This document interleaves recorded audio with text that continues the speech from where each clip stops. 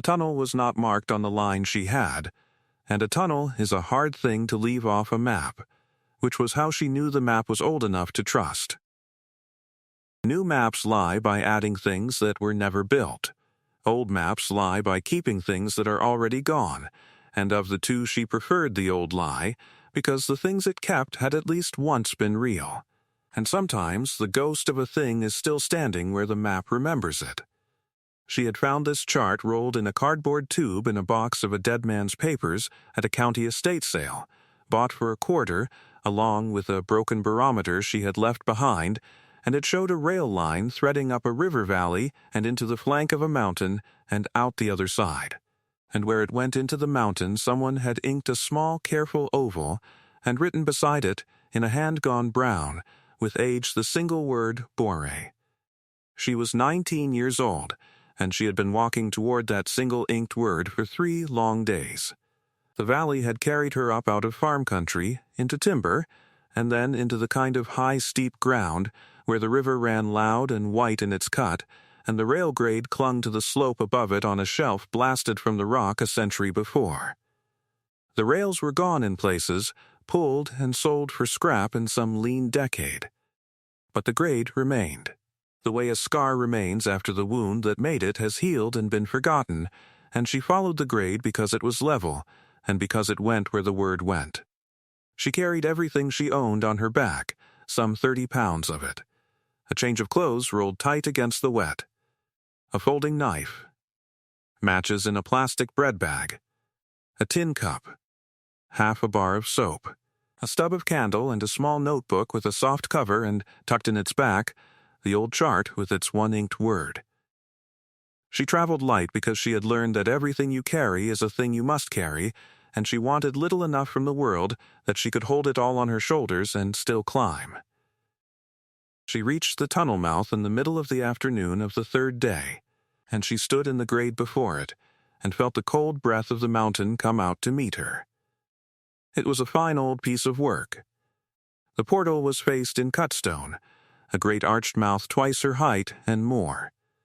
The keystone at its crown carved with a date she had to squint to read, and a set of initials she took for the railroads and not a man's. Above the arch the mountain rose sheer and dark with fir. The bore ran back into the rock, and the light went with it a little way, and then gave up. And past that was a black that her eye could not enter. Cold air poured steadily out of that black, cool and even and smelling of wet stone and old creosote, and the particular mineral nothing smell of deep places. And it moved her hair against her cheek and raised the fine hairs on her arms, and she understood that the mountain was breathing, the way all long tunnels breathe, drawing and pushing air through themselves by laws of their own. She should not have gone in. She knew the arithmetic of it as well as anyone. A tunnel is a trap with 2 doors. And if a thing comes through while you are inside it, there is nowhere on the earth to stand that is not in its path. But the rails were gone, she told herself, pulled up like the ones behind her, and a line with no rails carried no trains, and the word on the map was in there, and she had walked 3 days to read it up close. She took the candle from the notebook pocket and lit it, and cupped the flame against the draught until it steadied to a lean blue-hearted teardrop. And she pocketed the spent match, because she did not leave things behind her, and she walked into the mountain. The dark took her by degrees. First the daylight behind her shrank to a bright ragged coin, and then to a coin seen through smoke, and then, to a suggestion, a paleness she could feel at her back more than see. And then there was only the small warm reach of the candle and the wet black walls sliding past at its edges.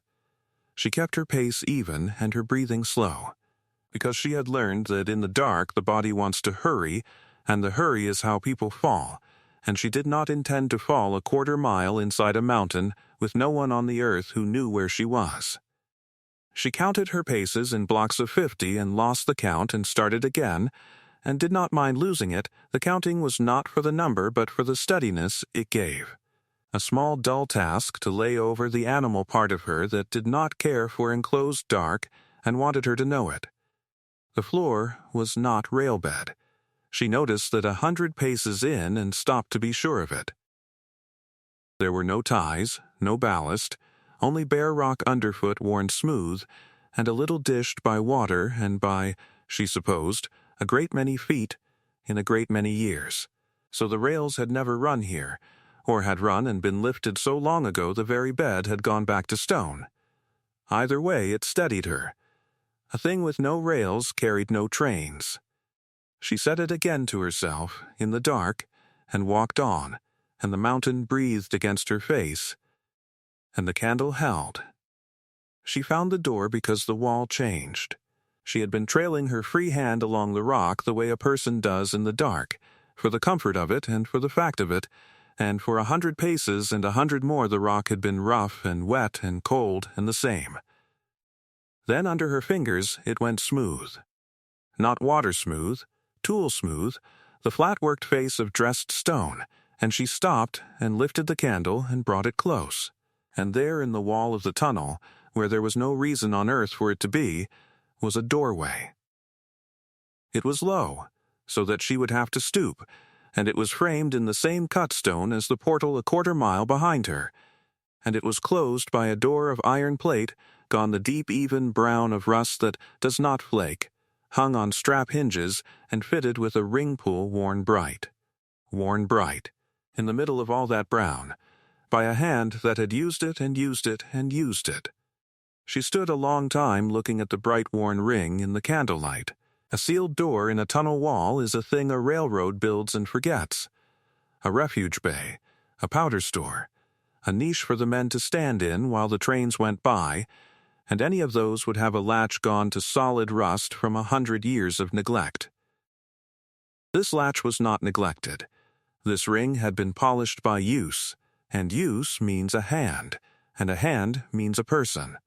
And a person in a room inside a mountain behind a tunnel wall is not a thing that a map prepares you for. She set the candle on a jut of stone. She worked her fingers through the ring. She braced her boot against the wall and pulled, and the door came. Heavy and smooth and silent on hinges someone had greased, and the cold breath of the tunnel shifted and drew inward through the gap. And out of the dark room beyond came a different air, still and dry and faintly warm, carrying the smell of tallow and cold ash and old paper. She took up the candle and stooped and went in. The room was square and low and larger than the door promised, hewn back into the living rock, and then dressed and lined, the walls fitted with plank shelving, the floor laid with flat stones swept clean. It had the shape of a place made to be lived in and not merely stored in, and the difference was in 100 small things her eye took in before her mind had named them. A bed against the far wall, a real bed, an iron frame with a rope-strung base and a mattress of ticking laid over it, and folded at its foot a wool blanket the color of a winter sky. A stove, small and squat and black, its pipe rising to vanish into a bored channel in the rock overhead. A table of 2 planks on trestles. A stool, a shelf of tins and crocks, and a row of candle stubs standing in their own drippings like a congregation. A lantern on a peg. And on every surface the fine even dust of a place shut up a long time, undisturbed, so that she knew at once, and with a strange descending calm, that whoever had polished the ring and greased the hinges was not here now, and had not been here in years. She let out a breath she had not known she was holding. Then she got to work, because work was the thing she did with a feeling once she had felt it, and she had learned that if you did not put a feeling down and pick up a task it would sit on your chest until you could not breathe. She lit the lantern first. The wick was trimmed, and the oil not gone to varnish, and it caught and steadied and threw a warm brown light into the corners the candle could not reach, and the room came up around her, and it was a good room, and she stood in the middle of it, and turned once slowly, and looked at all of it, and let herself think, for the space of that one turn, that she had found something.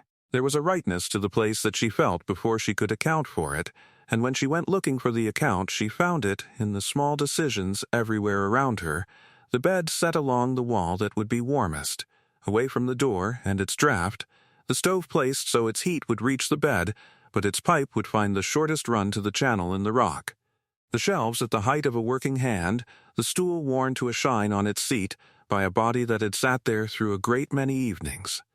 Nothing in the room was for show, because there had been no one to show it to.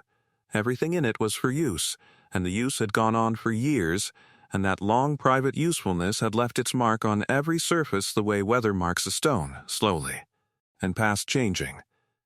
She was crouched at the stove, her arm up inside the cold pipe to feel for a fall of stone or a bird gone to bone in the flue, when the rails began to hum.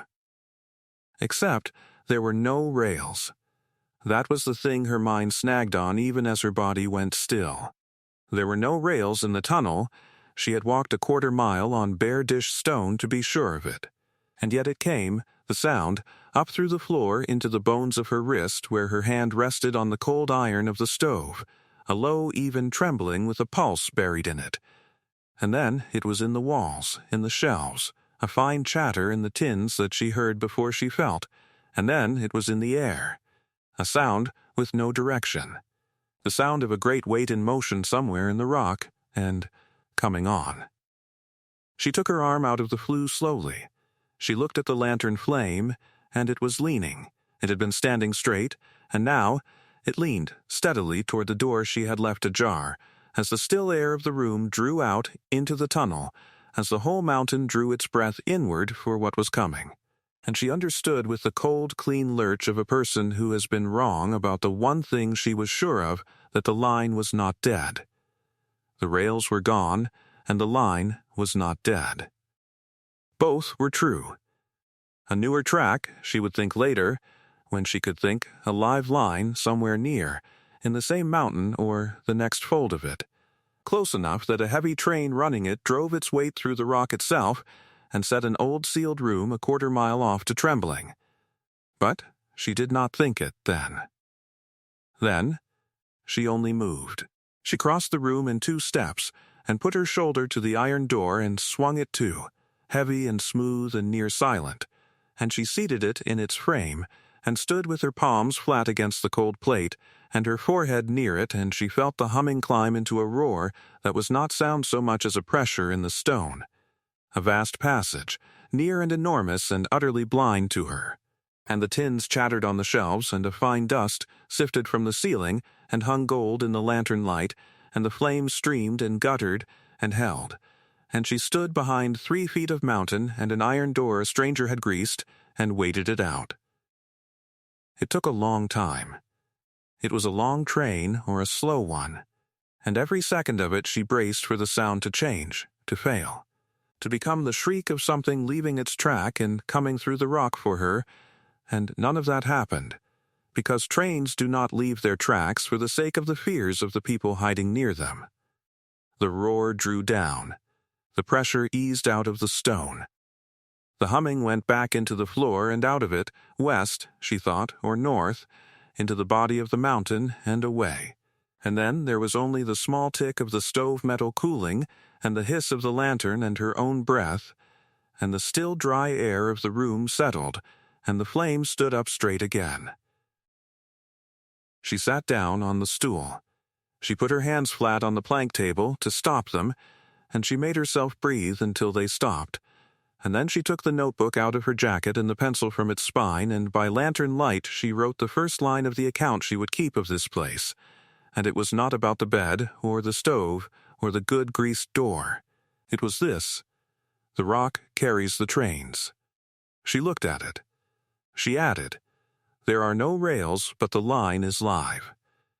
She underlined that twice, hard enough to score the page, and then she sat a while longer, and then she got up and did what she always did with a fear, which was to turn it into knowledge and the knowledge into work, and she began to learn the room. She learned it the way you learn a person you mean to know a long time, slowly and by attention. The shelves held more than tins. There were tools, wrapped in rag and filmed with oil against the rust, a hand drill, a rasp, a short pry bar, a ball of stout twine, a whetstone hollowed to a saddle in the middle by long use, a hand sickle with its edge still keen. There were candles by the dozen, dipped by hand, their wicks a little crooked, There was a crock of lard sealed with a disc of wax she did not break. There was a coil of copper wire and a small can of oil 3/4 full, and a folded square of oilcloth holding 2 more sky-colored blankets, and a coat, a woman's coat, she saw, cut narrow and long, wool once good and now stiff with the years but whole, and she held it up in the lantern light and saw that it would very nearly fit her, and she folded it again and put it back, because it was not hers, not yet, not until she had earned the room it hung in. And on the plank table, set square in the center, and weighted under a smooth gray stone the size of a fist, there was a book. It was a ledger, cloth-bound, the cloth worn through at the corners to the board beneath, and its ruled pages were filled from the front in a fine slanting hand, the hand of a woman, she thought, though she could not have said how she knew it, only that she did, the way you know a voice through a wall without making out the words. She carried it to the stool and sat by the cold stove and opened it and read, and the person who had made this room came up out of the pages toward her, slowly, and never all the way, which was as it should be, because a stranger's whole self is not a thing you are owed for the price of finding her house. She gave no name. The first entry was a date in a winter near the middle of the last century, and a single flat sentence, found the bay, cleared it, mean to stay. After that, the dates ran on for years. There were entries about the stove and the drawing of the flue, and the winter the oil ran low, and she burned tallow dips for 2 months and ruined her eyes reading by them. There were entries about the trains. She had known, of course, she had lived in the mountain with them. She wrote of them the way a person writes of a neighbor whose ways she has learned and made her peace with, the heavy night drags that came through the live line in the small hours and shook the tins, the lighter runs by day, the 1 week in a bad winter when the drifts closed the far line and no train came at all, and the silence was so complete she could not sleep in it. She had learned to read them through the rock. She could tell a loaded train from an empty one by the pitch of the hum, she wrote, the way you learn to tell a full bucket from an empty one by the sound of the carrier's step, and she had made herself a rule and kept it, and the rule was set apart in the middle of a page, with a line ruled above and below it so that no one who came after could miss it. When the rock starts to sing, you are already too late to go out, sit still, and let it pass. She read that 3 times. She had learned it the hard way an hour before, with the door open and her arm in the flue, and it had cost her nothing but the fright, and the fright had been the tuition, and she had paid it and would not pay it twice. The entries went on.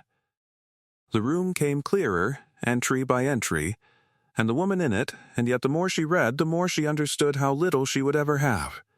She learned that the woman had planted something in a cleft outside the far portal, where the sun struck in the afternoon, and had carried water to it, and had eaten of it in season.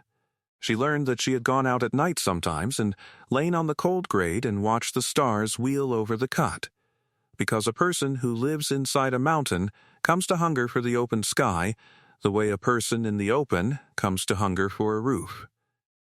She learned that the woman had grown old there. The hand did not weaken, but the entries thinned, the years between them widening, the lists growing longer than the sentences, until near the middle of the book the tally of the tins began. 38 of them counted and then ticked away one by one down the seasons, and the number stopped at 11, which was very near the number that stood furred with dust on the shelf. And the last entry, undated, at the head of an otherwise empty page, was not a report and not a rule. It was a line written to no one and to whoever came, and it said, "The water comes from the seep at the low corner. Let the first of it go, and the rest is clean and cold and sweet." And under that, smaller, as if added after and in a different light, it is a good room. Tend it, and it will keep you. Then the hand stopped, and the rest of the ledger was empty, and the woman had gone out of it the way she had gone out of the world, quietly and in good order, leaving the room swept and the tins counted, and a rule and a kindness written down for a stranger she would never see. She closed the book. She sat with her hands flat on its worn cover, and the stove cold at her side, and the mountain silent around her, holding the train somewhere in its body. And she felt a thing she did not try to name, because naming a thing like that only makes it smaller than it is. Then she set the ledger back on the table under its gray stone, because it belonged there and was not hers to carry off, and she took up her own notebook and turned past the rock carries the trains and the line is live, and she began, in her own hand, to write down what she had, the way the woman had written down what she had, because that was how a found place became a kept one, not by the finding, by the account. In the morning, or in what the seep and the cold and her own tiredness told her was morning, she began the work in earnest, and she began where the ledger sent her. She found the seep at the low corner, a slow steady weeping of water from a seam in the rock that the woman had led into a shallow basin cut in the stone floor, and the basin was dry and the seam half choked with a plug of mineral crust gone hard as candle wax. She worked it loose with the point of her knife and a length of the copper wire bent to a pick, patient, a little at a time. The way the room seemed to ask everything of her to be done, and the seam gave at last and the water came. First a rusty weep she let run off down the drilled weep to wherever the mountain took it, and then a thin, clear thread, cold enough to ache the bones of her hand, tasting of stone and dark and depth. She let the first of it go as the woman had told her, and then she drank, cupping it in her palm, and it was sweet, and she stood a while with her hand in the cold flow, and did not move. She lit the stove. She had gathered deadfall at the near portal the evening before, dry stuff from under the overhang, and she fed it in a splinter at a time, until she was sure the flue drew clean and up and away, and not back into the room, watching the smoke go where the woman had built it to go, into the board channel, and up through the mountain to lose itself somewhere in the fir far overhead where no eye would ever mark it. And when she was sure, she built the fire up, and the little iron box began to tick and swell with heat, and the cold that had stood in the room for years went back by inches into the rock. It took the whole of a morning for the room to warm, the stone giving up its cold grudgingly, the way stone does everything, and she worked through the warming without hurry, and by the time the chill had left the air she had come to feel that the warmth was partly hers, that she had put it there and it would not have been there without her, and that feeling was new to her, and she turned it over in her mind the way she turned the smooth gray stone from the ledger over in her hand, for the plain pleasure of its weight. She swept the swept floor again, for the claiming of it. She beat the mattress ticking against the wall until the years came out of it and hung it near the stove to take the heat, and the smell it gave up was old and clean and nothing worse. She aired the sky-colored blankets and folded them the woman's way, corner to corner. She set the tools in an order that made sense to her hand and oiled the ones that wanted it, and she put an edge on her own knife with the saddle-worn stone, drawing it slow, feeling the hollow of the stone carry her hand to the same angle 100 strokes before hers had cut into it. She did not eat the woman's 11 tins.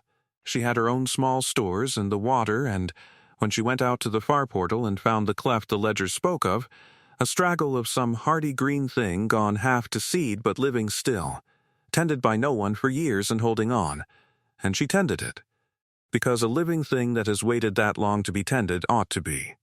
She left the 11 tins on the shelf where the woman's count had stopped, out of a courtesy she could not have explained and did not try to.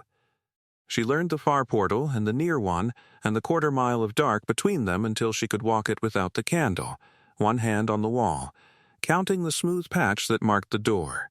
And twice more in the first days the rock began to sing, and both times she was in the room when it came, and both times she did as the rule said and sat still and let it pass. And the second time she was not afraid, and the third time she found she had begun to listen for it, to like it even. The great blind wait going through the mountain in the dark, marking the hours, asking nothing of her, not knowing she was there. The days took on a shape. She stopped counting them the way she had stopped counting the rungs of every ladder once her feet had learned them. She woke in the dark, to the cold, come back into the stone and fed the stove, and lay in the growing warmth listening to the mountain and the fire find their agreement. And then she rose, and drank the sweet water, and ate, and went to whatever the day asked. There was always something. A made place stays made only if hands keep at it. And she found she did not mind the keeping, it filled the hours the way the walking never had, and it gave her back at the end of each day a thing she could see and put her hand on and know was better than it had been at dawn. She had gone toward places all her life and never stayed to make one better. She was surprised, and went on being surprised, by how much she had wanted to. On an evening that might have been the 10th or the 14th, she sat on the stool with the stove ticking, and the lantern lit and the woman's ledger closed under its gray stone, and her own notebook open on her knee. Beyond the iron door the tunnel breathed its cold, even breath, and somewhere in the rock, near and blind, a train was passing, setting a fine chatter going in the tins. And she did not get up, because she had come to know the sound, and to trust the door and the 3 feet of mountain, and to like, in a way she could not have explained to anyone and did not try, the company of a thing that ran on and on in the dark and never once looked in. She was 19 years old. She had a folding knife, a box of matches, a tin cup, and something under $9 folded in the back of the notebook that she had not needed to spend, and might not need for a long while. She had a stove that drew clean, water that was sweet if you let the first of it go, a real bed in a dry room, a coat that would nearly fit her hanging where it was not yet hers, and a book she had not written full of a life she would never wholly know, teaching her still. She turned to a fresh page and smoothed it flat with the side of her hand. She sat a moment with the pencil not yet touching the paper, listening to the train draw down and away into the rock, listening to the stove tick and the seep drip its slow clean water in the low corner, letting the quiet of the place settle over her the way the warmth had settled, by degrees. And hers now in the same way, put there by her staying. And she began to write her own account, in a fine plain hand, the first entry of a keeping that might run on for years, inside a mountain that breathed, over a line with no rails that ran all the same, live and blind and secret in the deep rock, carrying its weight through the dark past the only home she had ever made her own.